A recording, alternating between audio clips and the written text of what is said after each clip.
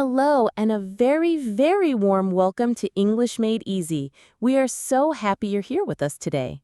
It's great to see you. Here on our channel, we believe that learning English is about so much more than just memorizing grammar rules or vocabulary lists. It's about connection.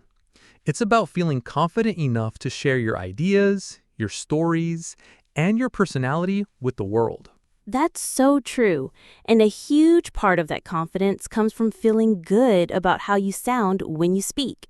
Right now, you're listening to our special series on how to speak with an American accent. And our goal today is to break it all down for you, piece by piece, sound by sound. We're not going to give you 1,000 rules to remember. Instead, we're going to listen together, practice together, and unlock the real music of American English. I love that you call it music, Bersha, because that's exactly what it is. It has a rhythm, a beat, and sometimes, for learners, it can feel like a song you haven't quite learned the words to yet. You might know all the vocabulary, you might have perfect grammar, but when you speak, something just feels off. Maybe people ask you to repeat yourself, or you just don't feel like you're being understood clearly. We've all been there. It can be so frustrating, but we want you to know that you are in the right place.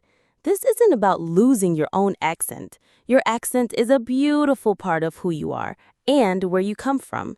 This is about adding a new tool to your communication toolbox.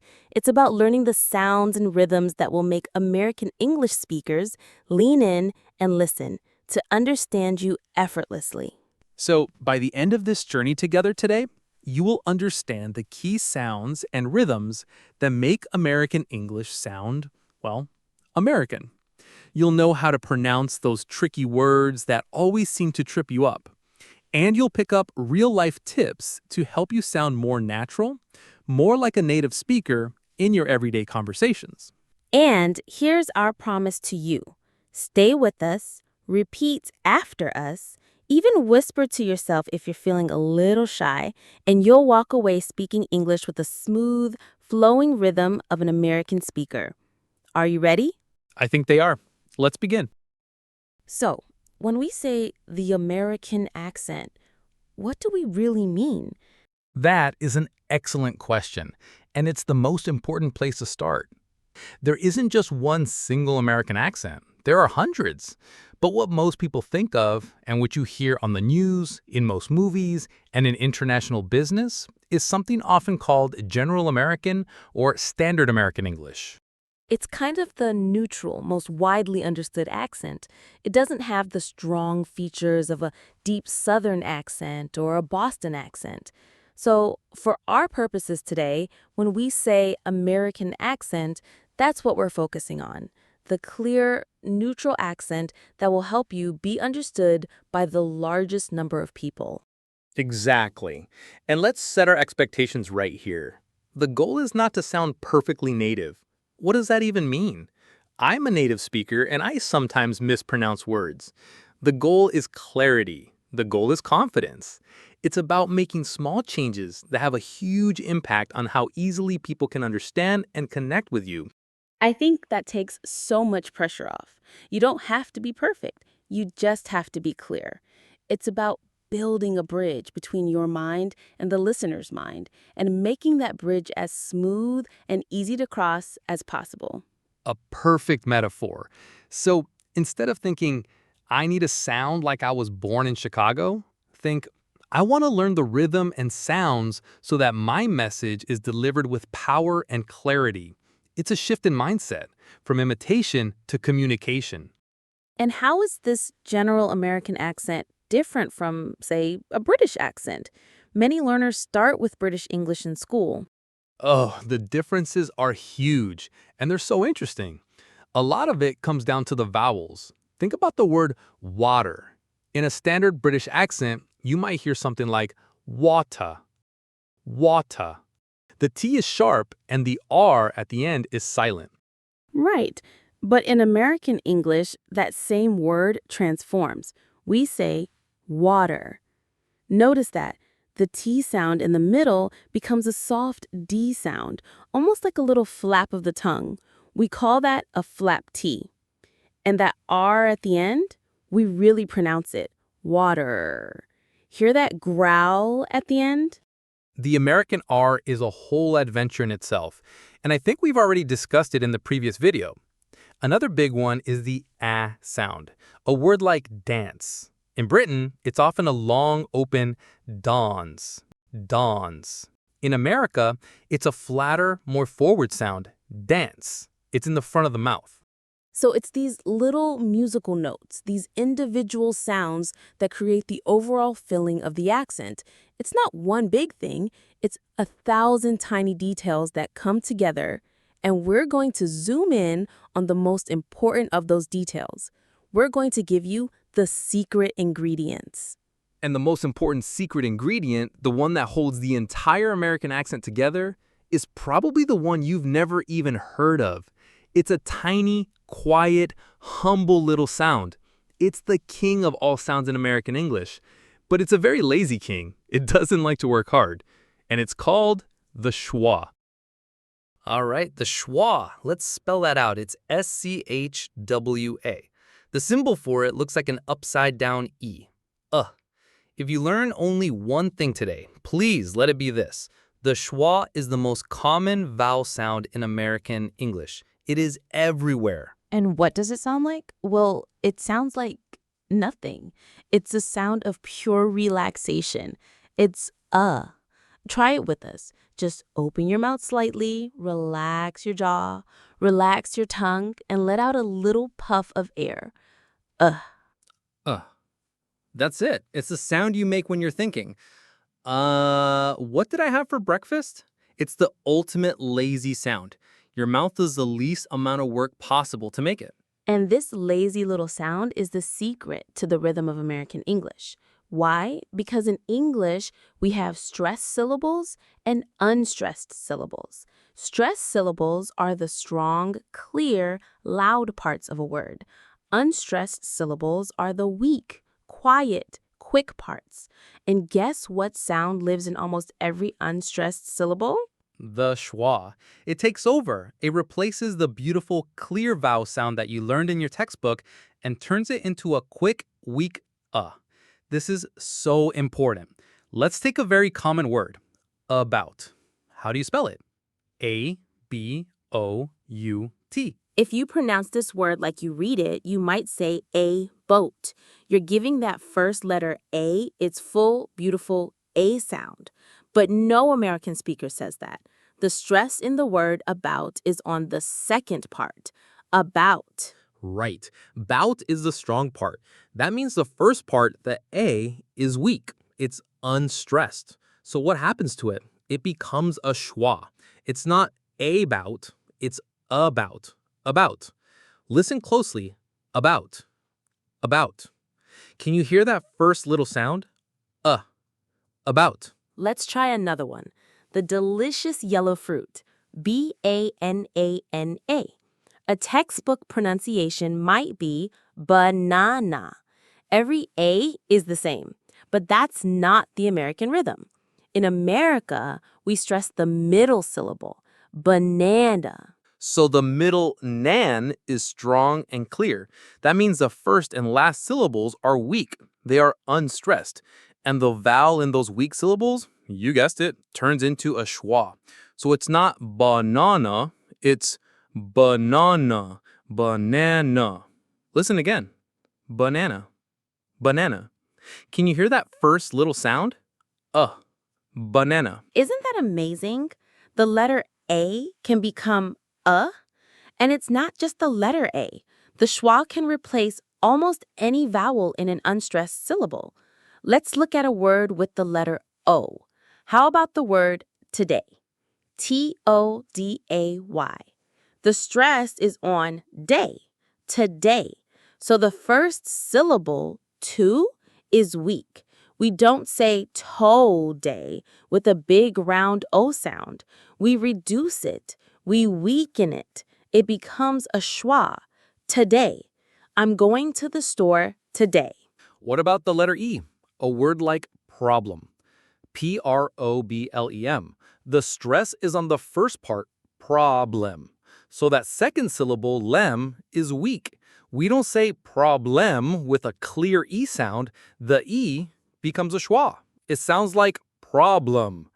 I have a problem. This is a huge realization for many learners. You spend so much time learning the correct sound for each vowel, but in real American speech, those vowels often disappear and get replaced by this weak sound. This is not a mistake. It is the correct way to pronounce thousands of words. It's a feature, not a bug. It's absolutely a feature, is what creates the music. Think of American English like a song. Some notes are held long and loud, those are the stressed syllables, and some notes are very short and quiet. Those are the unstressed syllables with the schwa. Stressed, unstressed, stressed, unstressed. Da, da, da, da, da. This is the rhythm. Let's take a word you might use in a customer service situation. The word support. S-U-P-P-O-R-T. The stress is on the second syllable, support. So what happens to the U in the first syllable? It's not a clear support. It becomes A schwa. It becomes support. Support. I need technical support. Can you hear it? Support. That first sound is just sa. Let's try another one from the world of customer service. Imagine you are on the phone. You might need to speak with a representative. What a long word. Rep-re-zen-ta-tive. Where is the main stress? It's on zen, representative. That's our main strong syllable. Now let's find the weak ones. The in rep is kind of strong, but not the main one. The re is weak. The ta is weak. The tiv is weak. So all of those beautiful vowels can turn into a schwa. Listen to how an American says it. Representative. Representative. Wow, when you break it down like that, you can really hear it. Rep-re-zen-ta-tive. There are 3 schwa sounds in that one word. No wonder it sounds so different from the way it's spelled. Learners try to pronounce every single vowel clearly, rep-re-zen-ta-tive, and it sounds very robotic, very unnatural. It's the difference between walking with stiff legs, step, step, step, and walking with the natural flowing rhythm. The schwa is the bending of the knees. It's what makes the movement smooth. It's what connects everything together. Let's practice a few more common words where the schwa is hiding in plain sight. How about the word family? We stress the first syllable, fam-li. So the in the middle often gets reduced to a schwa or even disappears completely. We don't say fam-li, we say family or fam-li. That middle part is super fast and weak. Another one is chocolate. It looks like it should have 3 parts, cha-co-late. But we stress the first part, chalk. The middle O disappears. It gets swallowed by the schwa. We say chocolate. 2 syllables, not 3. Chocolate. This is probably blowing some minds right now. You're telling me the letters on the page are lying to me? In a way, yes. English spelling is famously chaotic. It's not a good guide for pronunciation. You have to learn to listen for the music, not just read the notes. You have to listen for the schwa. So, your first mission, your first piece of homework, is to become a schwa detective. I love that. A schwa detective. What does a schwa detective do? When you listen to American speaking, in a movie, in a song, on a podcast, try to find the schwa. Listen for those weak, unstressed sounds. You will start hearing them everywhere, in words like ago, away, sofa, system, carrot, supply. They are the tiny glue that holds the language together. So let's do a quick role play. Imagine I am a customer calling a support line, and I'm a B1 learner. I'm trying to pronounce everything perfectly according to the spelling. And you're the friendly customer service agent. Sounds good. I'm ready. Hello, I have a problem with my computer. I need some assistance, please. Okay, I understood you, but it sounded very deliberate, very careful. Now, let's inject the schwa. Let's make it sound more natural and flowing. The word is problem. Stress on prob. So the E becomes a. Problem. Problem. Problem. The word is computer. Stress on pew. Computer. So the O and the E become schwas. Computer. Computer. And assistance, stress on sis. Assistance. The first A and the A in tense become schwas. Assistance. Assistance. Wow. Now try the whole sentence again, but this time be lazy with those unstressed vowels. Turn them into a.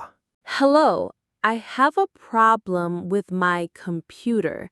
I need some assistance, please. See, the difference is amazing. It instantly sounds smoother, more connected, and more natural.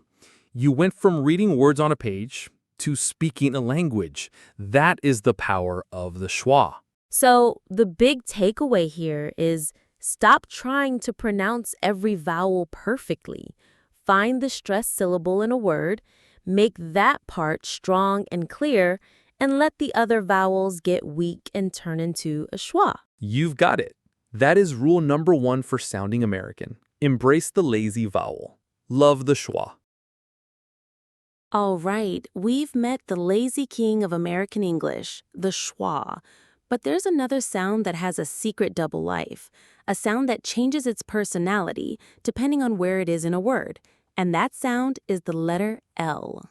The letter L. This is one that most learners don't even think about. They learn one L sound and they use it everywhere. But in American English, there are actually two very different L sounds. We call them the light L and the dark L. It sounds like something from Star Wars. The light side and the dark side of the L. What's the difference? It's all about what your tongue is doing inside your mouth. Let's start with the light L. This is probably the L you already know. It comes at the beginning of a word or syllable. Words like light, love, listen. To make this sound, the tip of your tongue comes up and touches the little ridge just behind your top front teeth. It's called the alveolar ridge, but you don't need to remember that. Just think behind the top teeth. L. Try it. Light. Listen. Your tongue quickly touches and releases. It's a very clean, clear sound. Exactly. The front of your tongue is doing all the work. That's the light L. You'll find it before a vowel sound. Let's go. I like it. Please listen. Okay, that seems straightforward enough. So what on earth is a dark L? The dark L is the secret one. It's the L that happens at the end of a word or syllable after a vowel, and it is completely different. With the dark L, your tip of your tongue doesn't have to touch behind your teeth at all. The magic happens at the back of your tongue. The back of your tongue? How does that work? Think of a word like call, or feel, or ball. Say the word call slowly. Call. Do you feel that? As you get to the L sound, the back of your tongue tenses up and pulls back a little bit in your throat. It creates a deeper, fuller, almost muffled sound. All. All. Oh, I can feel that. Call. It's a much heavier sound. It's not kala with a light flicking L at the end. It's call. The sound is coming from the back of my mouth, from my throat almost. That's the dark L, and it has a huge effect on the vowel that comes before it. It kind of pulls the vowel back and changes its quality. This is a defining feature of the American accent. Let's compare. A word like leaf that has a light L at the beginning. Leaf. The tongue tip goes up. Now, a word like feel, it has a dark L at the end. Feel. Here's the difference. Leaf, feel. The vowel in feel sounds deeper, longer. Feel. My tongue tip might come up a little at the very end, but the main work is happening at the back. It's like there's a little sound right before the L, like feel. That is an amazing way to think about it, and it's exactly right. The dark L has this quality to it. Think of the word milk, M-I-L-K. It's not milk with the light L, it's milk. The back of the tongue goes up for the L before the K sound, milk. Okay, let's try a customer service example. A customer might say, I want to cancel my order. That word cancel ends with an L. So is it a light L or a dark L? It comes after the vowel at the end of the syllable, so it's a dark L. We don't say cancel with the light clear L. We say cancel. Cancel. Hear that dark back of the throat sound? I need to cancel my plan. Or what if the customer service agent says, I can help you with that? The word help has an L in the middle. It comes after the vowel E and before the consonant P, so again, it's a dark L. It's not help with a light clear L, it's help. Help. The back of the tongue tenses for the L. Help. This is a game changer. So many learners use the light L everywhere, and it's one of the things that can make their accent sound foreign to an American ear. They might say, I will call you, with the light L at the end of call, and it just sounds a little bit off. Exactly. A native speaker would say, I'll call you, with that deep, dark L. Let's practice a few pairs so you can really feel the difference. Repeat after us.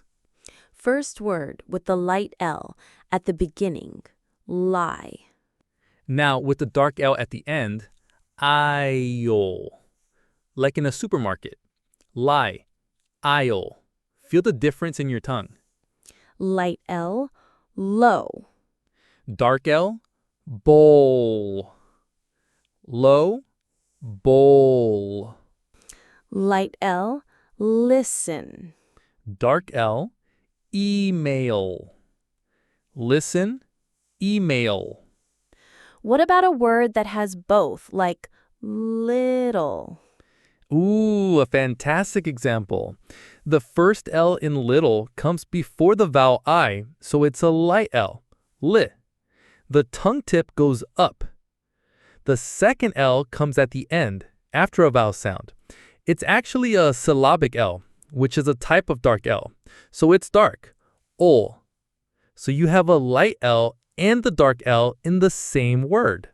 Lil, little. Or a name like Lily, L-I-L-Y. The first L is light, li. The second L is also before a vowel, so it's also light, li. So the name Lily has two light L's, but a name like Paul has one dark L at the end. This distinction is so crucial for sounding natural. Let's do another quick customer service role play. Essay, you be the learner again, and this time use a light L for every L sound. Hello, I am calling because I feel my bill is not correct. Could you please pull it up for me? Okay, again, totally understandable, but words like calling, feel, and bill sounded a little sharp. Now let's darken those L's. Remember, pull the back of your tongue up and back. Make it a deeper, richer sound. Okay, let me try again with dark L's. Hello, I am calling because I feel my bill is not correct. Could you please pull it up for me? Yes, do you hear that? It's a subtle change, but it makes the speech sound so much more authentically American. It has that full, resonant quality. The words feel and bill now sound grounded and natural. It feels different in my mouth, too. It feels more relaxed almost. The light L feels very precise and quick.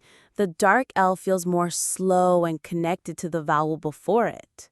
That's a great observation. It's part of the whole connected speech pattern of American English that we'll talk more about later. So you have two missions, Schwa detectives. First, to look out for any schwa sounds. Next, look for every elf sound you hear. Ask yourself, is it light or is it dark? Is it at the beginning of a syllable, like in let's go, or is it at the end, like in it's cool? Start paying attention to the feeling in your own mouth. Is the tip of your tongue doing the work, or is it the back?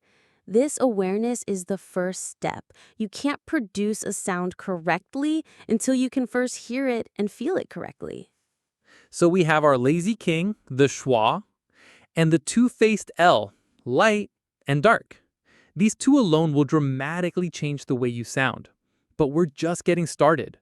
There are some vowels we need to talk about that are famously American. Okay, we've talked about how vowels can become weak with the schwa. But what about when they're strong? What about the vowels in stressed syllables? This is where we get some of the most characteristic or typical sounds of the American accent. Absolutely. And we're going to focus on three of the big ones. The a in cat, the aw in hot, and the aw in thought. Mastering these will make a huge difference. Let's start with that first one, the ah in cat. The symbol for this is ah. This is a very American sound. In many other languages and other forms of English, this sound is a bit different, maybe more like ah, but in American English, it's very bright and forward in the mouth. To make the ah sound, your mouth needs to be quite open. The corners of your lips might pull back a little bit, almost like you're about to smile, but not quite. And your tongue should be low and flat in the front. Ah, ah. Can you hear how bright that is? Let's try it in a word. Cat. K, at. Cat. You can really feel the sides of your tongue engaging. It's not cat, it's cat. Let's try a few more. Black, happy, manager. That's a great customer service word. It is. A learner might pronounce that word with a less distinct vowel, like manager. But an American will say manager with that very specific ah sound. Can I speak to the manager? The clarity of that vowel makes a big difference. Let's practice a sentence. That's a fantastic plan. Notice the ah in both fantastic and plan. It has that bright forward quality. Now let's move to our second key vowel, the ah sound in a word like hot or stop. The symbol for this is ah. Now, in many other accents, this vowel is very short and clipped, but in general American, it's quite open and relaxed. To make this ah sound, you need to open your mouth wide and drop your jaw. Your tongue should be low and relaxed at the bottom of your mouth. It's the sound you make when the doctor asks you to open your mouth and say, ah. Ah, ah, that's the one. It's a very open, relaxed sound. Let's try it in some words. Hot, ought, stop, st, op, problem, oblum. We saw that one earlier. Policy. Policy is a great example for a customer service context. What is your company's return policy? If you make that O sound too closed or short, it can sound unnatural. You need that open, relaxed ah sound. policy. Let's compare our first two vowels, the a in cat and the ah in hot. Listen to the difference. Cat, k, at, hot, ought, black, b, ack, block, b, awk, apple, apple, option, option. The ah sound feels wide with the corners of the lips pulled back. The ah sound feels tall with the jaw dropped down. Feeling these positions in your own mouth is so important. Now for our third sound, which can be tricky because it often gets confused with the aw sound we just learned. This is the sound in words like thought, ought, call, k, all, and law, ah. The symbol is ah. To make this ah sound, your jaw is still open, but your lips are a little bit rounded, and the sound feels like it's a bit further back in your throat. Ah, ah. It's the sound you might make if you see something really cute. Ah. Ah, ah. That's the one. It's a very open, relaxed sound. Let's try it in some words. All, talk, saw, wrong. That's a good one. A customer might say, "You sent me the wrong order." It's important to get that ah vowel right. It's not ring with an ah sound or wrong with an ah sound. It's wrong with those slightly rounded lips. So let's try a sentence that has all three. This will be a challenge. How about the manager thought the policy was a problem? Oh, that's a beautiful monster of a sentence. Let's break it down. Manager has the bright, wide ah sound. Manager. Thought has the rounded back ah sound. Thought. Policy has the open, relaxed ah sound. Policy. And problem also has that open, relaxed ah sound. Problem. Let's say it together slowly. The manager thought the policy was a problem. Now a bit faster with natural rhythm. The manager thought the policy was a problem. Being able to distinguish between and produce these key vowels will instantly make your English sound clearer and more American. It's like learning the primary colors of the American vowel system. Once you can see and use red, blue, and yellow, you can start mixing them to create any color you want. Once you master ah, and ah, you'll start to hear and understand the whole system much better. We've talked about individual sounds, the schwa, the L's, the key vowels. This is like learning the individual notes of a song. But now we need to talk about how those notes connect to each other to create the melody. In music, you don't have silence between every note. They flow together. And it's the same in American English. This is a huge topic, and it's one of the main reasons that learners have trouble understanding native speakers, and also why they can sound a bit robotic themselves. We don't speak word by word by word. We speak in thought groups, and all the words inside that group get squished and connected together. This connecting and squishing is what we call reductions and linking. Let's start with reductions. This is very related to our friend the schwa. It's the idea that small, unimportant words in a sentence often get shortened and weakened. We're talking about function words. Words like to, for, you, are, and. Exactly. In a textbook, you learn the full, clear pronunciation. But in a real conversation, these words get reduced. For example, the word to. The full pronunciation is to with the long oo sound. But in a sentence, it almost always gets reduced to ta, ta. The oo becomes a schwa. So we don't say, I am going to the store. We say, I'm going to the store. It's super fast and weak. I have to go.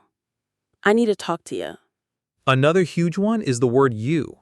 Full pronunciation is you, but very often, especially after a T or D sound, it gets reduced to ya, or sometimes even just ya. Think of the question, what are you doing? A native speaker would never say it like that. They'd say, what are you doing? Let's break that down. What are you becomes what are ya. The T in what becomes a flap T, that soft D sound we talked about. The word are gets reduced to just a little sound, and you becomes ya. What da ya? What are ya? This is why you can't understand movies sometimes. You're listening for the full words. What are you? But the speaker is saying, what are ya? Your brain doesn't recognize it. But once you know the secret of reductions, you can start to listen for them. Let's look at some super common ones. Going to becomes gonna. I'm gonna call them back.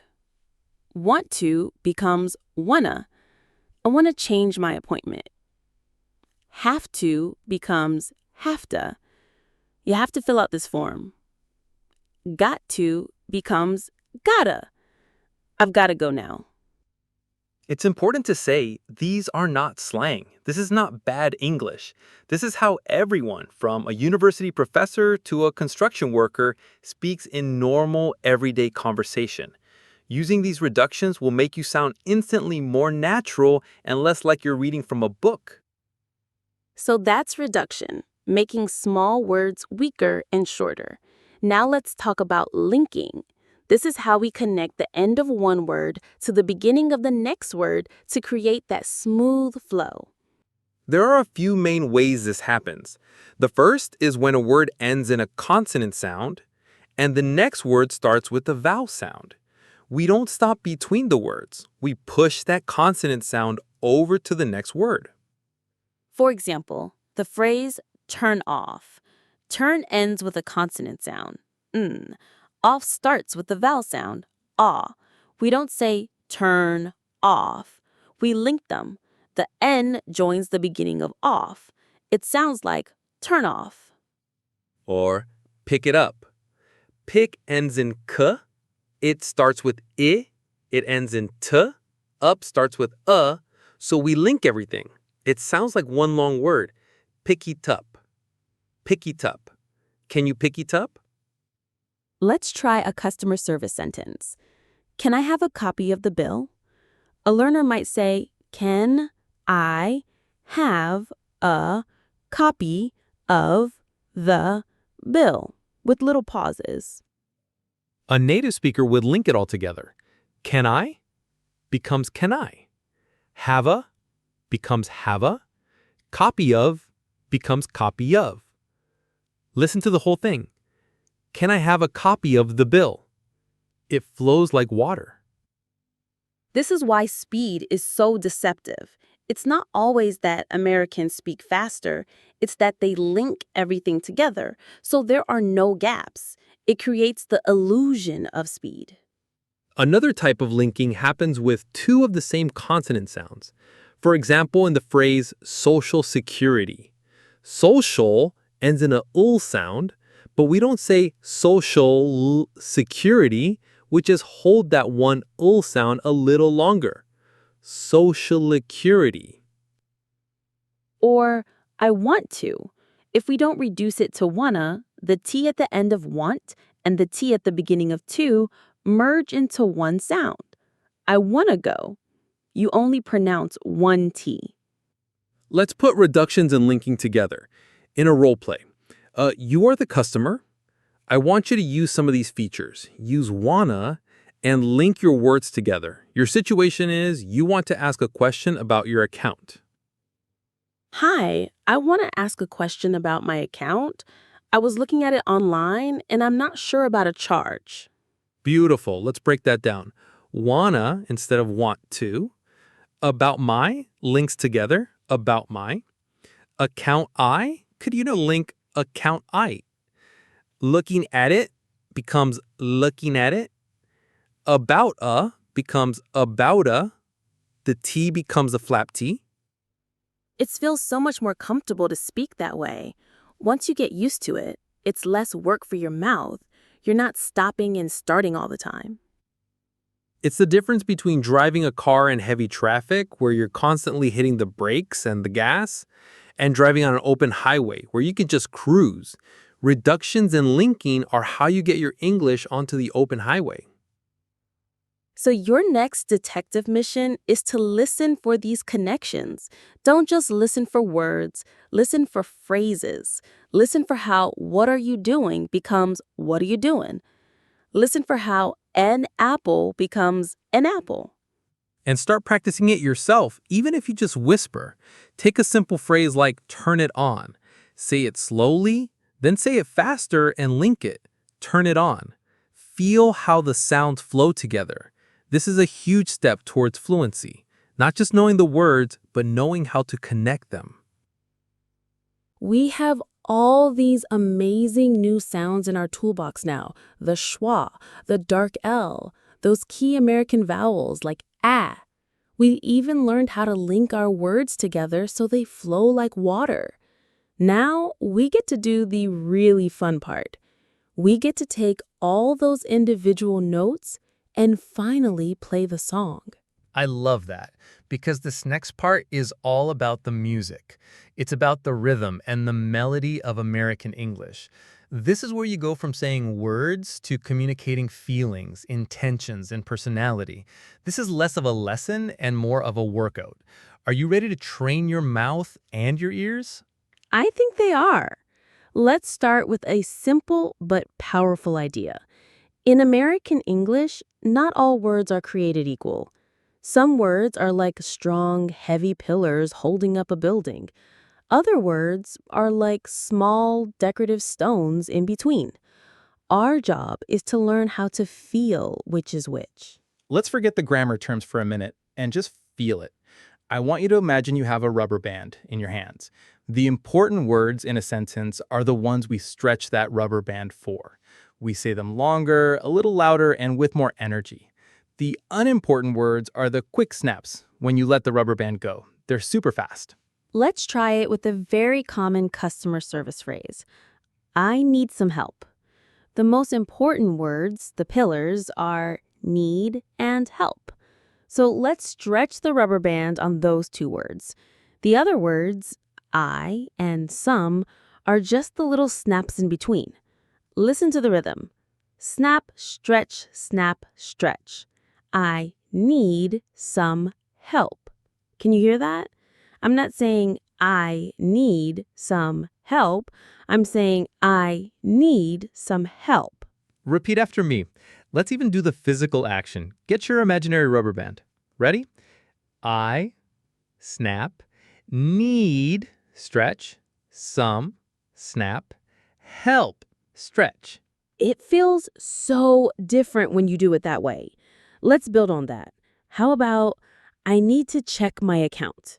What are our pillar words, our rubber band words there? I'd say need, check, and account. The little words I, to, and my are the snaps. So the rhythm is snap, stretch, snap, stretch. I need to check my account. Notice how to becomes t and account starts with a schwa, account, account. Say it with us. Feel that rhythm. I need to check my account. This is the fundamental beat of American English.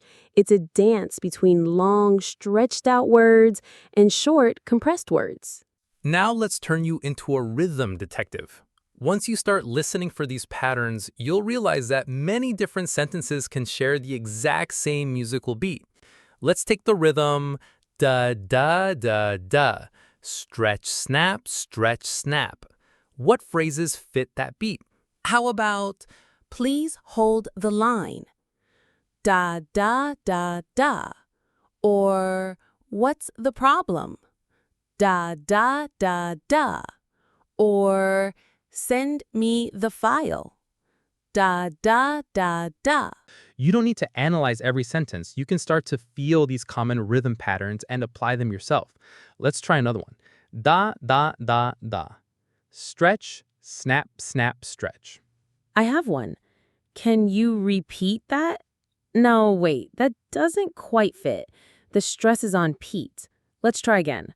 How about, I'll be with you? No, this is harder than it looks. It is. It takes practice. How about, what is the name? Da da da da. Or, come to the desk. Da da da da. The point is to stop thinking word by word and start thinking in musical phrases. Start feeling for the beat. Okay, we've practiced the beats. Now let's practice the melody, the intonation. The melody is how you paint emotion onto your words. You can say the exact same sentence, but with a different melody, it can mean something completely different. We're not going to talk about rules. We're going to practice feelings. Let's take one phrase. You have the wrong number. We're going to say this 3 ways with 3 different feelings. First, let's say it as a simple, neutral fact. The melody will just drift down at the end. It's just information. You have the wrong number. Hear that? The melody on number goes down. Simple, clear. Now let's say the exact same words, but this time imagine you're a little bit annoyed. You've gotten 10 calls for this person already today. Your melody will probably be flatter, maybe a bit faster, and the fall at the end will be sharper. You have the wrong number. Can you hear the difference? The music is impatient. It's saying more than just the words. Finally, let's say it with the tone of surprise and confusion. Imagine someone calls you and asks for you, but they say your number is wrong. You'd be questioning them. To do that, our melody will go up at the end. I have the wrong number? Hear that little lift at the end? It turns the statement into a question of disbelief. The words didn't change, but the meaning did completely, all because of the melody. This is what fluency is all about. It's having control over the music of your voice to express exactly what you mean. Let's do a little coaching session. You be the customer. You're calling because your new product arrived, but it's broken. You're feeling frustrated. I want you to say, I just opened the box and the screen is cracked. I just opened the box and the screen is cracked. Okay, I hear your words, but I don't feel your frustration. Let's find the rhythm of that feeling. When you're frustrated, your energy goes into the problem words. What are the problem words here? I guess opened, box, screen, and cracked? Exactly. Let's make those our big, stretched out rubber band words. Let's punch them a little, and let's make the melody a little higher to show that energy. Let's try it again, with feeling. I just opened the box and the screen is cracked. Yes, now I feel it. I hear the story not just in your words, but in your music. The rhythm carried the emotion. That is the power we are trying to unlock. So your practice, your mission for this section is to become a performer. Take any simple sentence you learned today. Say it 5 different ways. Say it like you're happy. Say it like you're sad. Say it like you're asking a question. Say it like you're telling a secret. Don't just practice the words, practice the music behind the words. Record yourself on your phone and listen back. Does the melody match the emotion you're trying to convey? This is how you move beyond just speaking English and start truly connecting in it. You have to feel the beat. Okay, we've learned about the schwa, the dark L, key vowels, reductions, linking, stress, and intonation. We've assembled all the puzzle pieces. Now it's time to put them together and see the full picture. This is where the magic happens. We're going to walk through a few common customer service scenarios and contrast what we might call textbook English with real American English. This will help you really feel the difference that all these little details make. Our first scenario. You're in a clothing store and you want to return a shirt. Scenario 1. Returning a shirt.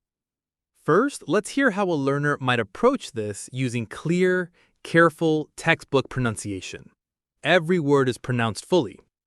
Excuse me, I would like to return this shirt. I have the receipt. It is the wrong size. Okay, perfectly grammatical, completely understandable. But it sounds very formal and a little stiff. Now, let's listen to how a native speaker might say the exact same thing, using all the features we've discussed. Excuse me, I'd like to return this shirt. I have the receipt. It's the wrong size. Okay, let's break down the differences. First, the greeting. Excuse me, with a rising intonation. This is a very common and polite way to get someone's attention. Second, reductions. I would like to becomes I'd like to. Would is contracted to the, and to is reduced to the schwa sound t. Third, linking. It is becomes the contraction it's. This is almost universal in spoken English. Fourth, sentence stress. The key information is stressed. I'd like to return this shirt. It's the wrong size. The other words are weaker. The emotion is different too. The textbook version sounds like a formal announcement. The American version sounds like a simple, friendly, everyday request. The music is completely different. Let's try another scenario. You're on the phone with your bank. You see a charge on your account that you don't recognize. Scenario 2. Questioning a bank charge. Here's the textbook version. Hello, I am calling because I am looking at my account online. There is a charge that I do not recognize. Again, clear and correct. But let's hear the natural American version. Hi, I'm calling because I'm looking at my account online and there's a charge that I don't recognize. Wow, that sounds so different. Let's dissect that one. First, more reductions. I am becomes I'm. Calling often gets the G dropped at the end in casual speech, so it's call-in. Because is very often shortened to cuz. Second, more linking. Looking at my becomes looking at my. And theirs can reduce to in theirs. Third, the schwa is everywhere. The O in recognize is unstressed, so it's a schwa or disappears. Nice. The rhythm is totally different. The stress is on the key meaning words, call in, looking, account, charge, recognize. Everything else is fast and low. The American version is much more efficient. It communicates the same information with less effort. It's all about getting the message across in the most direct and rhythmic way possible. When you speak like this, you sound more confident and fluent. Our final scenario. You're at a hotel and you need to ask for a late checkout. Scenario 3. Requesting a late checkout. The textbook approach. Good morning. I am in room 402. Is it possible to have a late checkout tomorrow? Very polite, very clear. Now for the American version. Morning. I'm in room 402. I was wondering if it's possible to get a late checkout tomorrow? Let's analyze the changes. First, the phrasing. I was wondering if is a very common and a little more polite and indirect way to make a request than is it possible. It softens the question. Second, reductions and linking again. To have becomes to get. Get is a very common verb in American English. Third, the intonation. The whole phrase, I was wondering if it's possible, has a gentle rising melody leading up to the main point. Then, the stress falls on the key words, possible, late, checkout. Fourth, the dark L. The word possible ends with a dark L sound, possible. What I love about these comparisons is that they show how all the elements work together. It's not just one thing. It's the combination of the right sounds, the right rhythm, and the right melody that creates the overall effect of sounding natural and American. Exactly. And you don't have to master all of it at once. You can start small.